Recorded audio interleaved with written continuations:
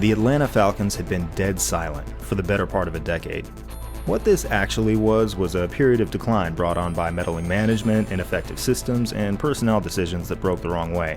All pretty standard stuff that most sports franchises experience from time to time. But what it feels like, in retrospect, is a dropping of the curtain, a shuffling around of set pieces in preparation for the act to follow. The Falcons had a big identity change thanks to one very specific addition.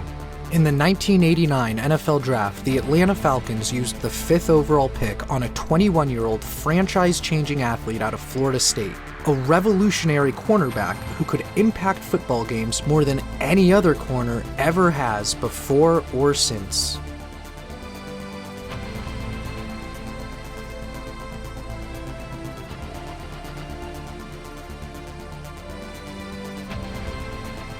Deion had never played the position before college, but by the time he left Tallahassee, scouts had never seen such a talented corner. And he knew exactly how great he was, consistently carrying around both massive amounts of swagger and massive amounts of jewelry.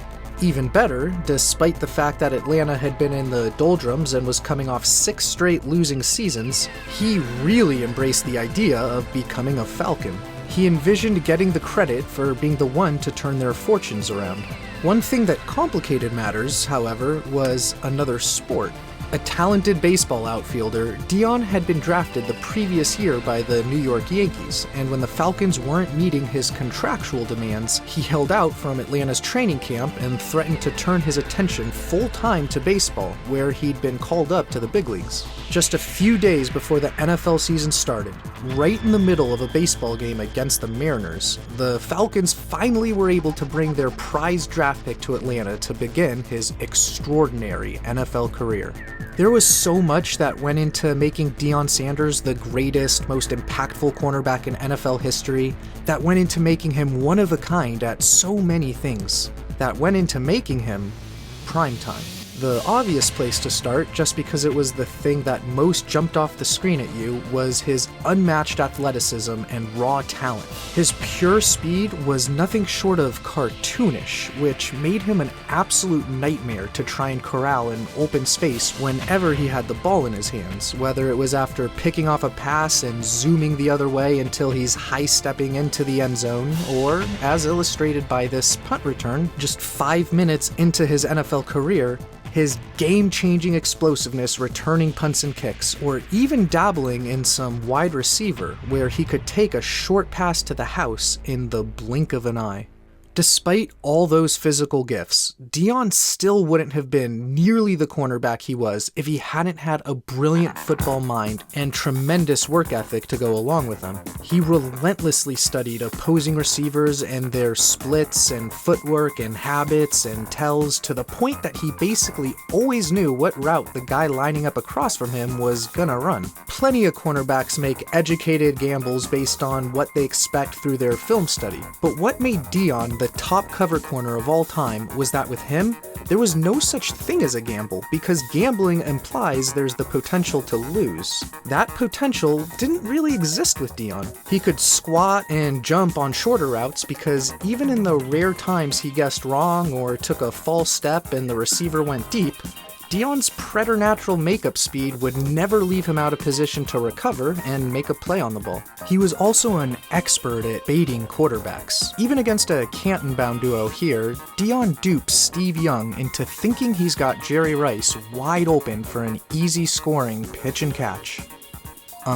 It got to the point where opponents simply never even bothered throwing it to his side of the field, and while the term shutdown corner gets thrown around often, Deion Sanders was the one true bona fide shutdown corner in NFL history. The only player with the smarts, size, instincts, anticipation, and athleticism to legitimately wipe away an entire side of the field from the offense's attack. There's no denying Deion's talents as a shutdown corner and the amount of swag he brought to the game. But it's just so silly how he possessed both traits at such a high level. The dude was just so effortlessly cool. He'll show up with his chain swinging and Jerry Curl juice flying everywhere just to shut down your team's top receiver. And there was nothing you could do about it. Anyone who has the confidence to say, if you look good, you feel good. If you feel good, you play good. If you play good, they pay good. And turn around to prove every single word of that is just legendary.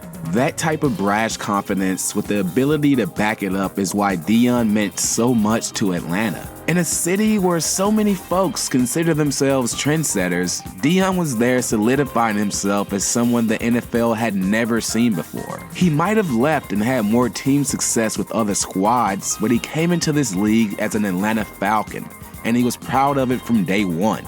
He was the first true superstar for a franchise that rarely had a lot to celebrate.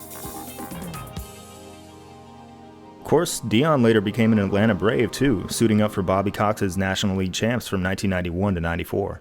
A lot has been made about Deion's simultaneous baseball and football exploits, and for good reason. We could spend an hour talking about it, but let's stop just long enough to show you this. On September 25th, 1991, while playing for the Braves, Deion Sanders stole second base. Let's move about 40 yards up and to the left. On this spot, just 3 days prior, Deion Sanders registered a sack fumble on Raiders quarterback Jay Schrader. Two completely different acts of thievery. That's what he was best at. There are so many deadbolts on this achievement that prevent it from ever being repeated. First, you have to be active on an NFL roster and an MLB roster at the same time, which only Deion has ever done. Second, both teams need to play on the same field in the same week, which requires a multi-purpose stadium, which the NFL and MLB don't do at all anymore. Third, you must record both a stolen base and a sack, two things that are associated with two very, very different body types.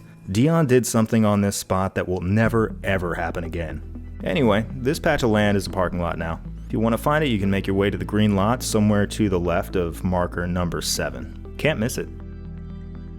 The Falcons had always had their fair share of characters, but they were mostly found in dignified elder statesmen like Jeff Van Note and Claude Humphrey, born-again golden boys like Steve Bartkowski and Greg Brazina, and the Archie Bunker magic of Norm Van Brocklin. Now they had both of the largest, loudest personalities in pro football. One was Deion, a person who offered a specific type of presence that the big four American sports had never really seen before. The other was an old friend.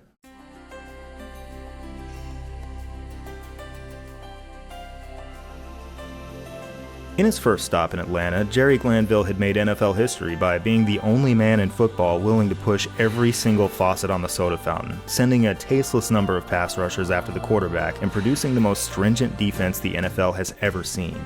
Yeah, it was only effective for one season until opposing offensive coordinators figured out how to solve for it. Who cares? Point is, Glanville wasn't afraid to stand out.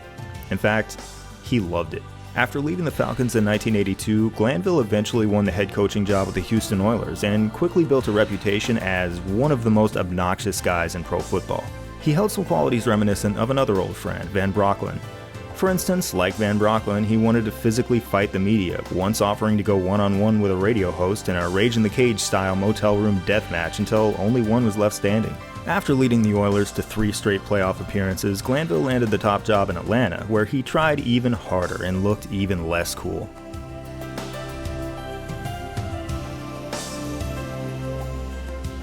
He was the damn Gandalf of the Piedmont, leaving Atlanta to battle the Balrog and returning in a majestic cloak. Glanville was known as the Man in Black, which is something you want other people to call you when you're 5. And in an effort to rebrand as the bad boys of the NFC, he had the Falcons' uniforms redesigned to an all-black pattern. I'm partial to the red helmets, but I gotta admit, they're pretty cool. Glanville is probably best remembered for occasionally buying game tickets for Elvis and leaving them for pickup at the will call booth. If he had done this quietly, and the story came to light years after the fact, this would have been a very funny goof. An all-timer. Instead, though, he wrung every last ounce of humor out of it. He tore all around town with Elvis vanity plates on his Corvette. He titled his autobiography Elvis Don't Like Football.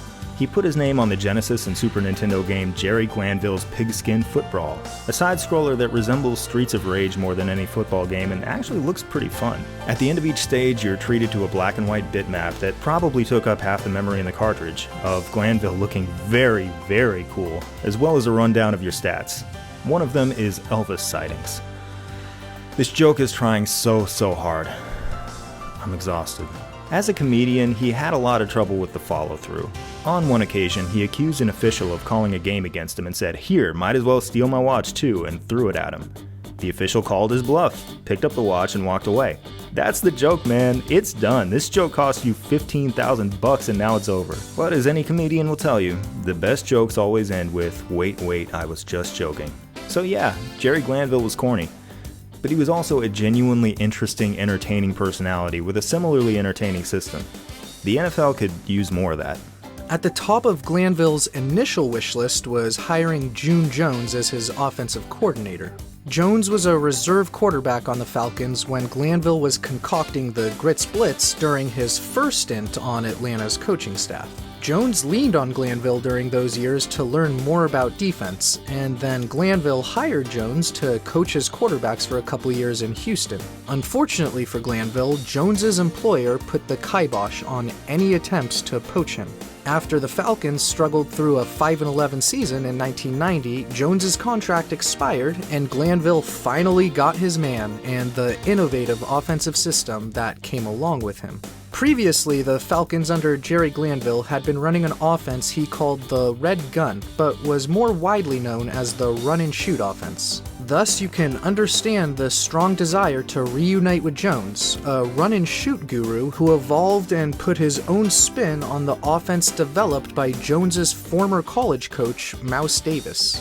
It was a pass-heavy offense that spread the field with 4 wide receivers and just 1 running back pretty much every play, with the tight end essentially extinct in this offense. Generally, there'd be a receiver split wide on each side and a slot receiver on each side lined up tight to the formation, though sometimes there could be a trips look with 3 wide receivers lined up on the same side of the field. A key tenet of the system is that whereas receivers often have a predetermined route that they're assigned to run, the run and shoot is predicated on adjusting after the snap to whatever the defense's coverage scheme is. For example, when facing a zone defense, the quarterback and receiver have to be on the same page in identifying who's going to occupy which zone and reacting accordingly to find the soft spots in that zone. When firing on all cylinders, there should be post-snap built-in counters for anything the defense can possibly throw at them. It placed heavy stress on the defense and demanded that they cover every blade of grass on the field. Some of the downsides are that it's a one-dimensional offense and that it provides minimal protection for the quarterback. Therefore, they usually roll out after taking the snap instead of dropping back because they're very exposed to the pass rush, and with anything other than lightning-quick decision-making, they're a sitting duck back there. As for who would be the long-term quarterback to sling the ball around in Jones's run and shoot, the Falcons had some decisions to make when the 1991 NFL Draft rolled around. The Falcons didn't have an urgent need at the position, as starter Chris Miller had given them steady play there, but by 91 they were at least sniffing around QBs. And lead personnel exec Ken Harrock was specifically drawn to the aroma about 400 miles southwest in Hattiesburg, Mississippi, and a prospect entering that year's draft by the name of Brett Favre.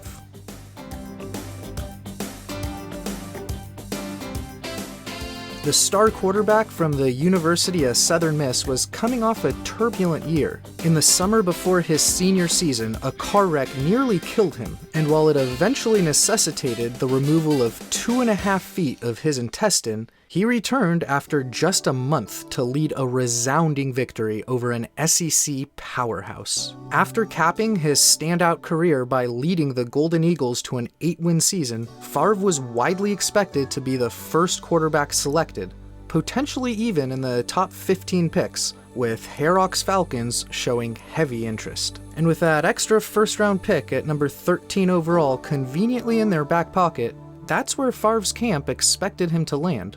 But they got thrown a curveball when Atlanta instead chose a slot receiver with that 13th pick.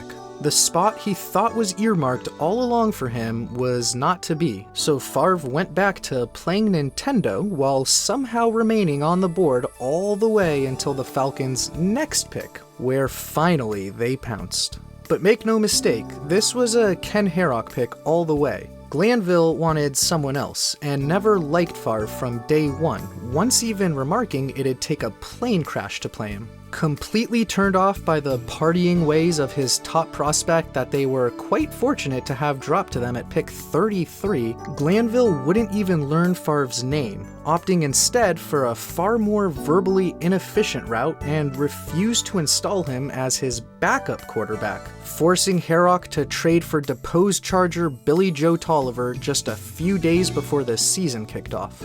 Favre also admittedly did very little to help his own cause. That nightlife reputation was the reason his teammates gave him their own moniker. He blew off game plans, slept in meetings, and when the third stringer did receive his scant playing time in 1991, it couldn't have gone worse. Mopping up a blowout loss in Washington, he turned his only 5 dropbacks of the season into 2 completions to the opposition, 0 completions to a teammate, and a sack. Just a couple weeks later, developments were unfolding up in Green Bay, with the Packers looking to shake up their football operation in the midst of their 18th playoff-less season in 19 years. And in late November, they plucked Ron Wolf out of the Jets front office to be their new general manager.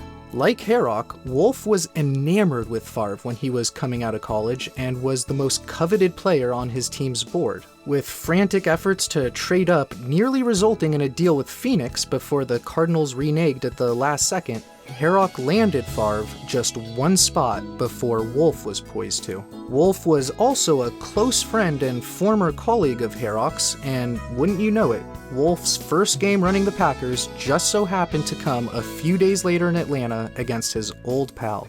Well before the game started, Herrock encouraged Wolf to check out Favre's throw, signaling he was receptive to offers for a player he knew would never get a fair shake from the coaching staff. Wolf took him up on the offer, which rubber-stamped his burning desire to acquire the young gunslinger for his new team in Green Bay. After the season, Herrock orchestrated a meeting with Glanville, June Jones, and team ownership to develop a plan as to how to handle Favre's status amid their difference of opinion. But the available evidence began to sow doubt in Herrock's head. After he initially attached an unrealistic price tag to Favre, Wolf moved forward with an opening counteroffer of a second-round pick. Herrock stood firm on a first-round pick, though he hoped that would prove too expensive. It wasn't.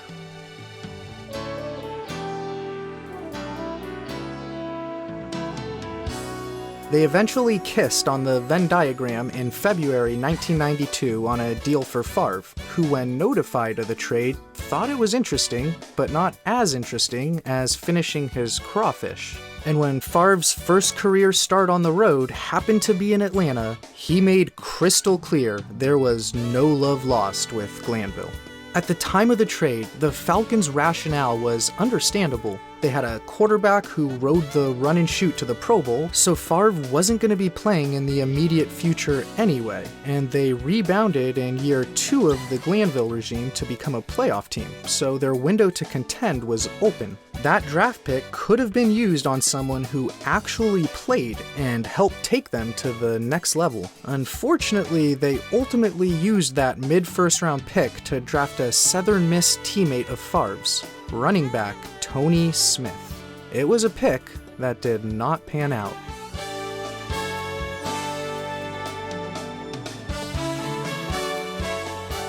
Looking back, it seems really strange that Glanville didn't enjoy the spectacle that Favre brought along with him, because he loved every single other kind of spectacle.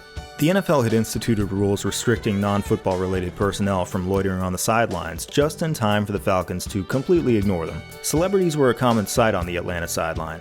Cobb County's own Travis Tritt was a regular, and he and Glanville were commonly seen hanging out around town. Other luminaries, such as Wayne Newton and James Brown, were spotted from time to time. But above all, the Falcons' spiritual leader and muse was MC Hammer.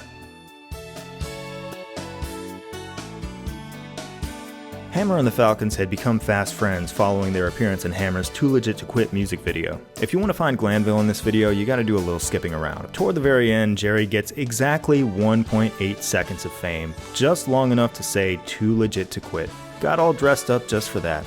Sorry, Jerry. Regardless, Glanville and the Falcons made sure he was a regular presence. Deion credited Hammer as an inspiration for his 100-yard kickoff return against San Francisco. In tribute, he high-stepped throughout the entire second half of the run. In this confluence of NFL, hip-hop, and the city of Atlanta, we saw the beginnings of three things that, while already big, were about to explode in popularity and help define American culture. In particular, though, Hammer and the Falcons were an interesting contrast. The Falcons were resented by their peers for an attitude and style of play that opponents found dirty. Hammer, on the other hand, was mocked by rappers on both coasts for being clean and marketable. While others resented the Falcons' unorthodox way of doing business, Hammer was criticized for borrowing from others by sampling. But Hammer was a representation of what was to come in hip-hop. Today, sampling is a celebrated art, and relatively clean rappers have found universal appeal. Not so with the Jerry Glanville Falcons. In today's NFL, sure, there are fun teams and interesting people, but teams with this kind of attitude are nowhere to be found. Not anymore.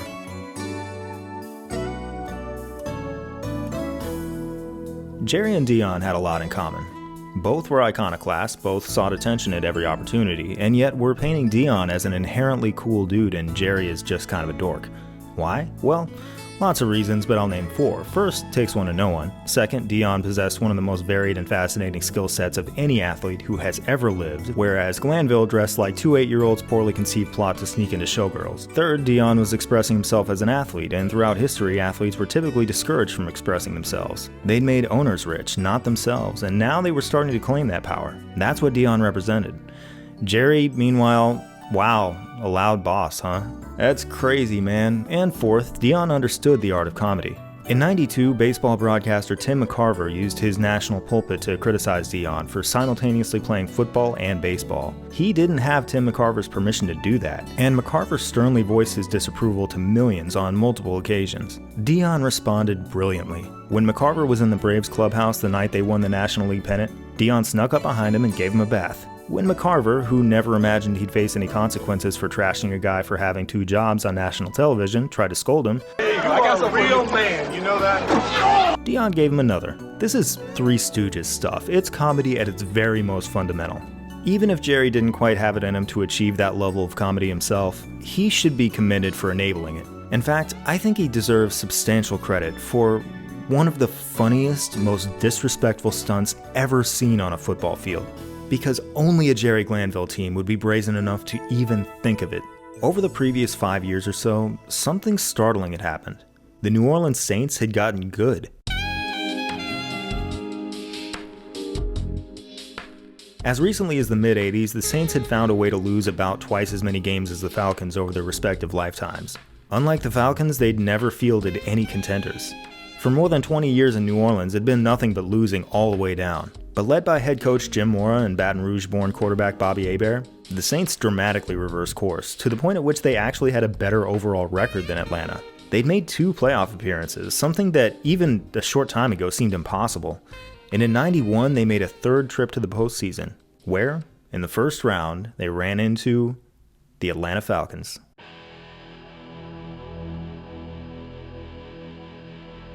We're going to spoil a couple of very important details right away. First, as the chart indicates here, the Falcons will win this game. Second, to this day, all the way up through 2020, this is the one and only time the Falcons and Saints ever met in the playoffs. Some might take this to mean that this is an ultimately meaningless rivalry, but given the half-century of madness between these two that has never once relented, I'd argue exactly the opposite. But these considerations really only set the stage for what happens on December 28, 1991. You just have to see it for yourself.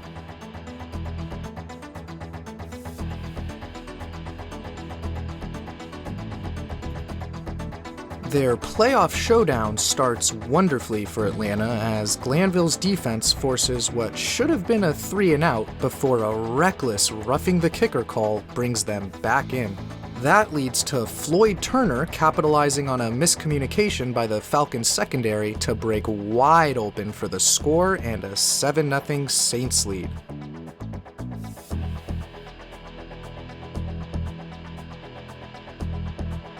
With New Orleans on the doorstep of the goal line and threatening to go up 14 the next time they get the ball, Deion knows that rookie receiver Wesley Carroll is going to be running a slant, baits the throw, and then explodes through the optical illusion he created of an open passing window to snag the interception and put out that fire.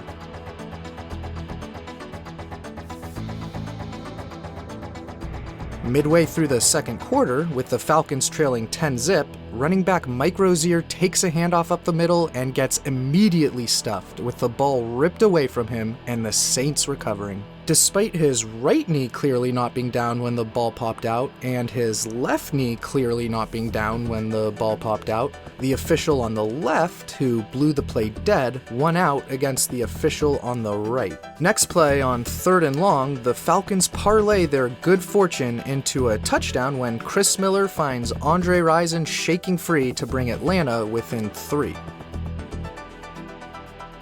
After the teams traded a couple field goals, the Saints are set to kick off with just 3 seconds left in the first half. Falcons linebacker Michael Reed falls on the little squib kick and then inexplicably chucks it backward in an apparent attempt to spark some sort of spectacular touchdown. The Saints happen to be offsides on the play, so let's give Reed the benefit of the doubt that perhaps he saw the flag or something and knew it was going to be a free play. Okay, fine. In that case, that'd be reasonable then. On to the re-kick. Okay, so I guess that initial one wasn't simply a product of the penalty. No longer even possessing the element of surprise in a plan fraught with risk, they wanted to get the ball in Deion Sanders' hands because there's no one in the world more likely than him to pull a rabbit out of the hat and weave his way into the end zone. Except for the fact that there's still an exponentially higher chance of just handing your opponent a touchdown via lateral gone awry, as was nearly the case here. So while an upside did exist in which the Falcons could have scored and entered halftime up 4, that wasn't nearly as likely as the downside of entering halftime down 10. Having dodged that bullet to remain down 3, Atlanta comes out firing to open the second half, capping an 84-yard drive with Miller dropping this beauty right in the bucket for Michael Haynes, who makes a magnificent catch after getting a half step on the cornerback, manages to stay in bounds, and hangs on to the ball even though he knows the safety's about to lay a wallop on him. Their first lead is short-lived, however. It looks like they've held the Saints to just a field goal, but a Falcons encroachment means once again a special teams penalty sends Atlanta's defense back on the field. And once again, New Orleans takes advantage to take the lead back before some more Deion-based lateraling on the ensuing kickoff.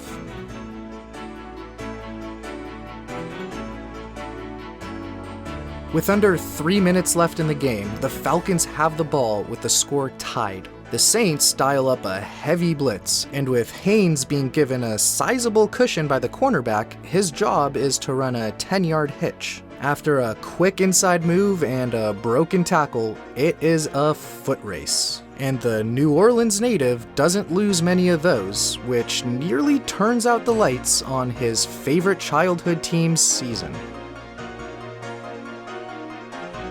But there's still one flicker remaining, one last chance for the Saints to try and force overtime. New Orleans is able to advance down to Atlanta's 35-yard line with 70 seconds left. On the next play, Falcons cornerback Tim McKyer, playing a zone defense, is just sitting on the quick out route. Interception. Game clinched. The Saints don't have enough timeouts to make a stop and get the ball back. What you do in this moment if you're the Falcons, if you're Tim McKyer, is immediately hit the ground. Give yourself up. In the play. The game is over. It can safely be argued that this is the single biggest win to date in the Atlanta Falcons' 26-year history. Their only other playoff win came all the way back in 1978 against the Eagles. But this one comes against their arch rival. And if they win this, it'll represent the end of a slide that's lasted nearly a decade.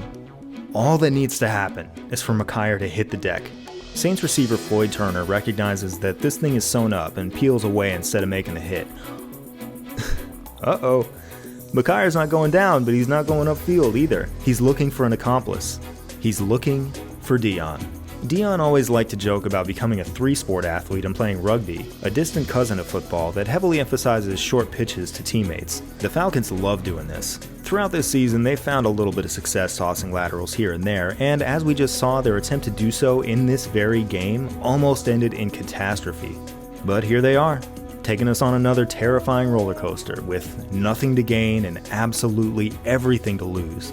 Chyron finds Deion, who hits all four directions on the D-pad before sprinting upfield. The sideline is right there. The Saints have him walled off. Surely now Deion is going to step out of bounds and win the ballgame. No, he has sorcery to perform. Watch as number 89, Quinn Early, goes for the stop. Deion shakes him so badly that by the time he's done with him, Quinn Early has been demoted. He is now number 68. Look again. 89, 68. 68 is essentially an upside-down 89. What's likely here is that Quinn Early, who was previously seen in this game wearing correct numbers on the front and back, probably had to change at some point into a backup jersey with messed up upside-down lettering. That is the rational explanation. But the correct explanation is that Deion Sanders is a sorcerer and he's not finished conjuring. He now pitches to rookie Joe Fishback, who takes it all the way to the house for a completely unnecessary touchdown. This score was later overturned, and correctly so. Laterals can't even be a fraction of a degree forward, and we can see that Deion lets it go just before the 40-yard line and Fishback grabs it just after the 40. The Falcons took a knee after this and won by 1 touchdown instead of 2. I think this is the reason the play is mostly forgotten today. But a play like this with multiple laterals is only ever seen if a team is losing in the final seconds. It's a desperation play. The Falcons appear to be in a state of urgency to the point of panic. The difference here is that the Falcons were not desperate to avoid a loss. The Falcons were desperate to beat the Saints even worse. Atlanta was decisively knocked out of the playoffs a week later in Washington, but that seems beside the point entirely. This game was their Super Bowl. In the 55-year history of this rivalry, this remains the one and only time the Falcons and Saints squared off in playoff football. And the goal wasn't simply to win, it was to punk him the fuck out. It was a testament to Deion Sanders' athleticism, spectacular personality, and determination to thoroughly destroy his opponent. But in equal measure, it revealed the unique character of these Atlanta Falcons, who never would have even tried this if they had been led by anyone other than Jerry Glanville. Any other coach would have been absolutely driven up a wall by such a useless stunt that could have lost them a playoff game. Jerry just kinda chuckled, conceding only that it was a little bit extreme and acknowledging that it was fully in line with the outlandish philosophy he himself had implemented, before excusing himself to join one of many locker room dance parties with Hammer. This was their greatest moment.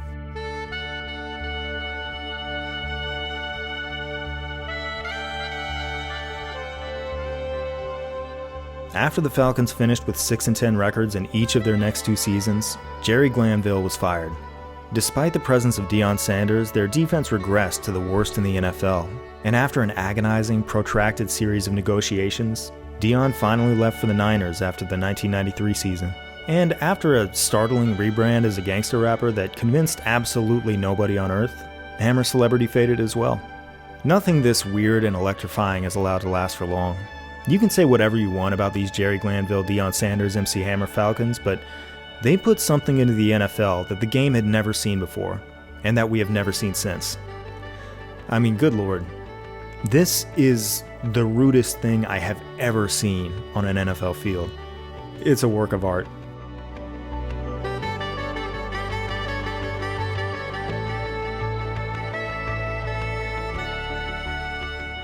Imagine giving the city of Baltimore 10 years to add everybody in Memphis. That's more or less what Atlanta was dealing with in the 90s, and the infrastructure just wasn't ready for it. My elementary school had to repurpose janitor's closets as classrooms. To get out of the room, the kids would have to crawl over the desks. It took a million years to get anywhere. You'd spend hours just baking in the car, sitting in gridlock on a 2-lane highway that needed to be 8 lanes. I've never seen anything like it since. Endless stucco in every direction.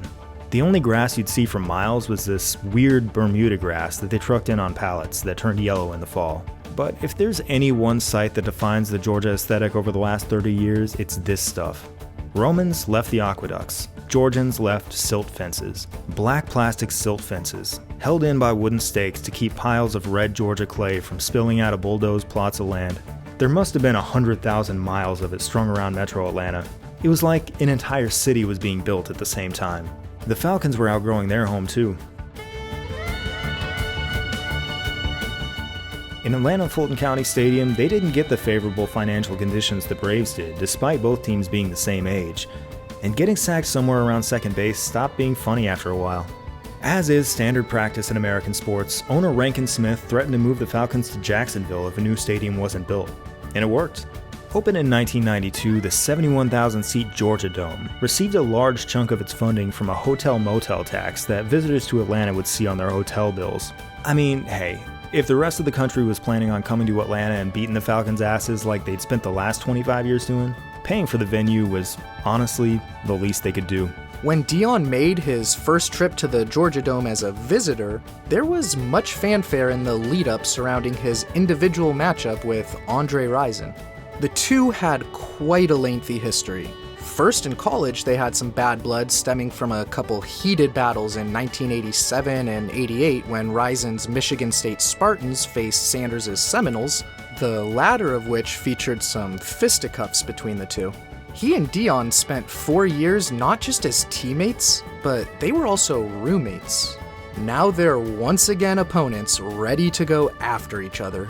And early in the second quarter, Deion greeted Rison with a poke to his eye. A couple plays later, the old friends fully committed to catching up and exchanging pleasantries with one another. The very next time Atlanta got the ball, Deion ended their scoring threat with a flair unique only to primetime, saying hello to his old sideline as he high-stepped his way to an insurmountable 28-3 lead. That exuberance came with a groin injury that knocked him out the rest of the game. I think we can safely say that it was worth it.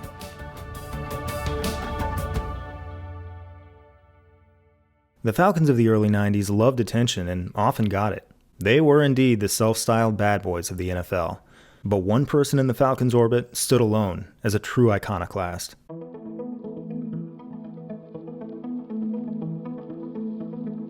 Lisa Left Eye Lopez emerged as a musical prodigy while growing up in Philly, and she was drawn to Atlanta by its burgeoning rap and R&B scene. Soon after, she became one-third of TLC, one of the most influential groups of any genre in the last few decades. Lopez began dating Andre Rison.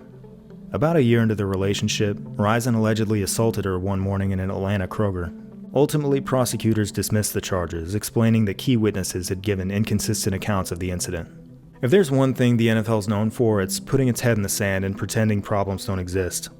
One has been the high rate of assault and domestic violence committed by its players. If you're a star, there will be the standard incantations of personal problems and overcoming adversity, and you'll be let back in.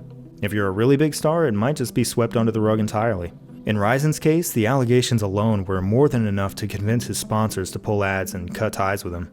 Similarly, it was well within the power of both the Falcons and the NFL to take any action they felt appropriate, but Rison wasn't suspended for a single game. In these moments, the NFL tells us a lot about them.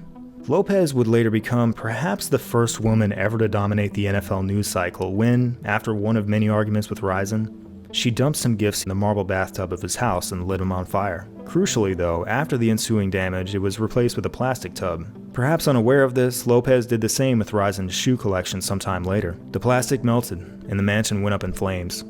This was all Atlanta news media talked about for days. Helicopter footage of the ruins was all you saw on every channel. To many football fans, Left Eye's legacy is simply crazy lady who burned a house down.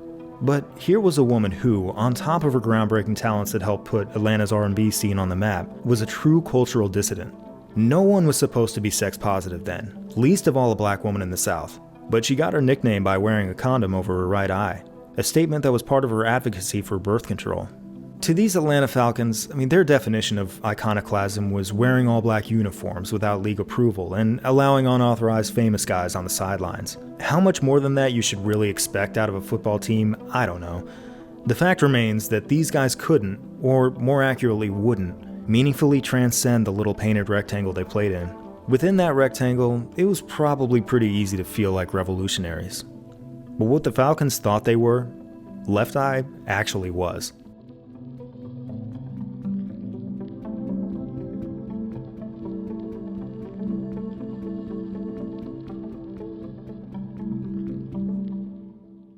For better or for worse, the Smith family that owned and operated the Falcons had a habit of filling the head coaching position with guys they remembered from the 70s. They rehired Marion Campbell a decade after they fired him, they brought back Jerry Glanville a decade after his first stint in Atlanta, and in '94 they elevated June Jones, once their backup quarterback, to head coach. At this point, the Falcons ran the only pure run-and-shoot offense in the NFL, and Jones' first job was to find the quarterback who could actually fly this thing. Having traded away Brett Favre, the Falcons had spent the 90s making do with a platoon of Chris Miller, Billy Joe Tolliver, and fan favorite Bobby Hebert, who they'd signed away from the Saints. To lock down their quarterback of the future, they bundled together a handful of draft picks, shipped them off to Indianapolis, and landed former number 1 overall pick, Jeff George. George was kind of a project. His career in Indianapolis was defined by poor numbers, lots of losing, and one of the most unique holdouts ever seen, in which George didn't really even ask for anything or say why he was holding out. I guess he just didn't want to play football. I get it, man.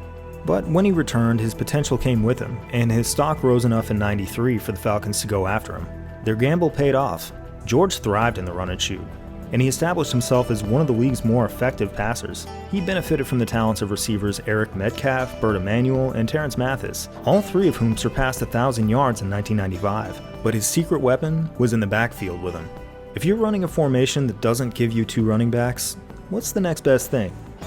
How about one enormous running back?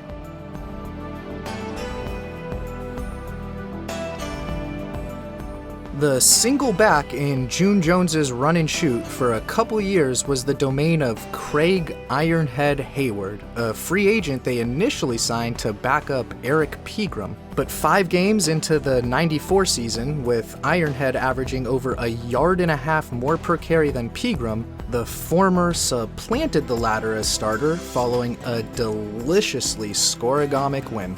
Ironhead was a perfect fit for Jones's offense. Though he'd previously had some well-documented struggles with his weight earlier in his career, sometimes registering 3 spins on the scale, in Atlanta he got that under control, and at peak condition, he was built like the offspring of a semi-truck and a bowling ball, while possessing surprising quickness and ability to make plays catching the ball out of the backfield, where he could get loose out in space and rumble upfield like a rolling ball of butcher knives for big gains. He also absolutely flourished in pass protection, dominating even decorated D linemen. He'd stonewall you, knock your helmet off, then kick that shit away and let you hear about it. And while the Falcons ran the ball way less than everyone else every year June Jones was head coach, when they did keep it on the ground, they thoroughly pounded defenses. Their opponent often lined up with a light box featuring just 1 linebacker in a dime defense with 6 defensive backs sprayed all over the field to match up with the 4 Falcon wideouts. For Ironhead, that was taking candy from a baby other than Maggie Simpson. He was the hammer to those poor little human DB nails who were often giving up 50+ pounds in their collisions. In 1995, despite not carrying the ball as much as a lot of his running back brethren in more traditional offenses, because his yardage per carry was alongside some all-time greats near the top of that year's leaderboard, he was still able to rush for nearly 1,100 yards, which helped earn him an invitation to the Pro Bowl to cap that memorable season. A little over 10 years later, Hayward tragically passed away from a recurring brain tumor at just 39 years old. And while his son Cam has carved out one hell of a career himself up in Pittsburgh, the Hayward name will also always have a strong legacy in Atlanta, where Ironhead will be forever beloved. None of the June Jones Falcons teams set the NFL on fire, but they do claw themselves to an 8-7 record entering the last game of the '95 season. Their old roommates, the Braves, have just brought the first ever championship to Atlanta. And hey, maybe the Falcons can make some magic too. They can lock in a playoff spot with one more win, but that win will have to come against the defending Super Bowl champion 49ers. The Niners are in the thick of a dynasty that just will not end. Future Hall of Famer Joe Montana spent most of the 80s beating on the Falcons, and then future Hall of Famer Steve Young showed up and beat him up some more. Along with the Cowboys, the 49ers were NFL royalty. And just like the Cowboys who knocked the Falcons out of the playoffs in 1978 and 1980, it was now the Niners' job to get these punks off the lawn.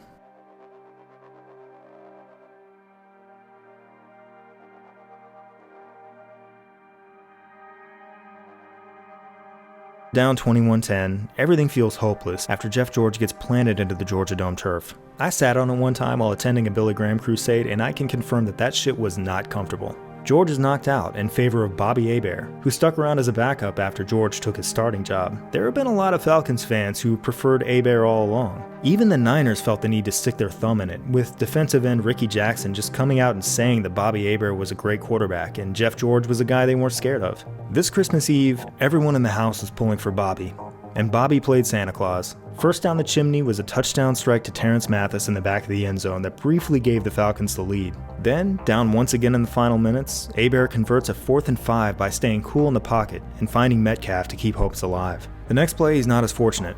The pocket collapses and forces him out. In this instant, it has to be tempting to roll all the way out, pick up a few yards, and step out of bounds. After all, it's first down and there's still about 2 minutes on the clock. That would be the smart play, unless you're capable of this. With defenders all around Terrence Mathis, he finds him deep. Mathis, like Hebert, wants to eat the entire thing in one bite. He stiff-arms Eric Davis, stiff-arms Dedrick Dodge, sticks the ball out, and crash lands into the end zone, giving Atlanta a 28-27 lead. The 49ers have no answer on their final possession. Ball game. Fans understandably clamored for Bobby Hebert to start. This was a little bit unfair to George, who'd assembled 4 game-winning drives that season, had pretty good numbers, and was playing pretty well before he was knocked out. Without much of a second thought, Jones stuck with George.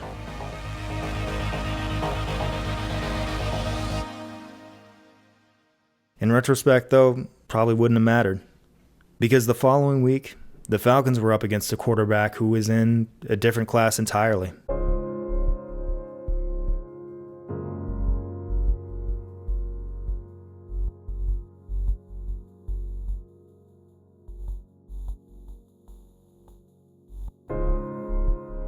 Brett Favre bombed the Falcons secondary with 3 touchdown passes, and his Packers won 37-20 in a game that never felt close. Atlanta Journal-Constitution columnist Steve Hummer captured the feeling well. Who were these Falcons? Nobody knows, and now they're gone. It felt like the end, he said, and he was right. A year later, Brett Favre would lead the Packers to the Super Bowl win the Falcons had spent 3 decades chasing. What's most tragic is that Favre didn't come from nowhere. He wasn't a diamond in the rough. He didn't have to go to Green Bay to learn how to be great. His talents were known. The explanation Jerry Glanville would later give is that Favre couldn't stay sober, and implied that he intentionally did him a favor by sending him to Green Bay to shape up. Yes, Jerry, Wisconsin, the state where famously no one ever drinks alcohol. Glanville just got it wrong. In one of the most consequential misjudgments of talent in NFL history, he failed to see that in Favre, an eventual 3-time MVP and no doubt Hall of Famer, he had one of the greatest quarterbacks of all time. Once again, it's tempting to imagine how different this team's history might have been. The Niners and Cowboys would soon give way to new powers, one being Brett Favre's Packers. The window was open for the Falcons, and they missed it.